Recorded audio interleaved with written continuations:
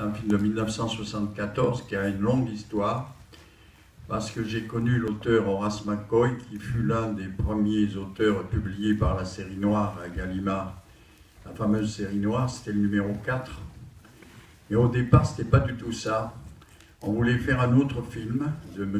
McCoy qui s'appelait On achète bien les chevaux. Et je devais tourner ça avec Montgomery Clift, acteur aujourd'hui disparu, et Brigitte Bardot.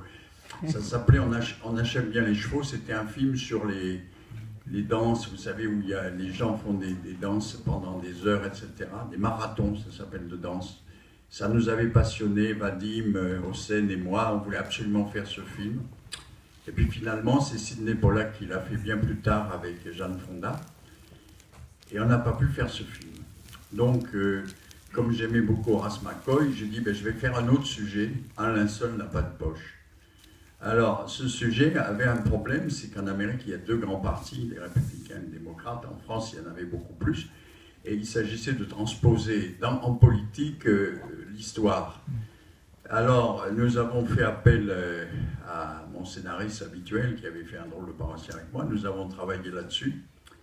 Et nous avons réuni beaucoup d'interprètes différents. Surtout, c'était très intéressant parce que c'était un truc sur la liberté de la presse.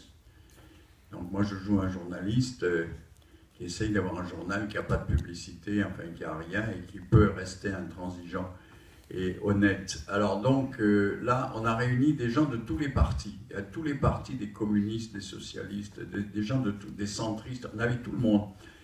Alors on a réuni des gens extraordinaires comme Jean-Pierre Mariel, qui était mon ami, Michel Serrault, Galabru, plein d'autres, Daniel Gélin, qui était mon ami, qui était un acteur de l'ancien temps à l'époque. C'était déjà un acteur qui était considéré, alors que c'était un très grand acteur. Et puis nous avons engagé deux jeunes comédiennes, dont l'une est dans la salle, Myriam Mézières, qui joue ma secrétaire dans le film, et la deuxième, elle est là, et la deuxième, c'était Sylvia Christel, qui était la fameuse Emmanuelle, qui devait devenir l'Emmanuelle, mais à l'époque où on tournait, elle n'était rien du tout, puisqu'on la payait vraiment des clopinettes, et c'est parce que Emmanuelle, ça ne sortait pas, personne n'en voulait de ce film.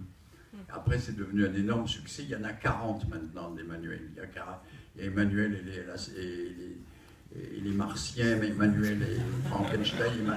Il y a tout. Ils en ont fait 40 aux États-Unis. 40. Alors, la petite Sylvia et la Myriam, n'est-ce pas, étaient les deux femmes du film. Et il y avait aussi des acteurs italiens, Paul Muller, il y avait plein de gens. Et puis surtout Jean Carmé, qui était un type formidable et qui a eu là-dedans un rôle qu'il n'a jamais eu. C'est-à-dire un rôle très sérieux, un rôle de policier qui est vraiment formidable. Donc on pourrait imaginer que c'est un jeune d'aujourd'hui qui veut créer un journal.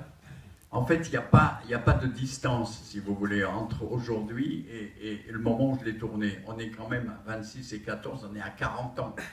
40 ans de différence aujourd'hui. Et pourtant, le film, je l'ai revu récemment dans une salle dans un ciné-club. Et les gens l'ont reçu comme si c'était un film qui avait été tourné l'année dernière.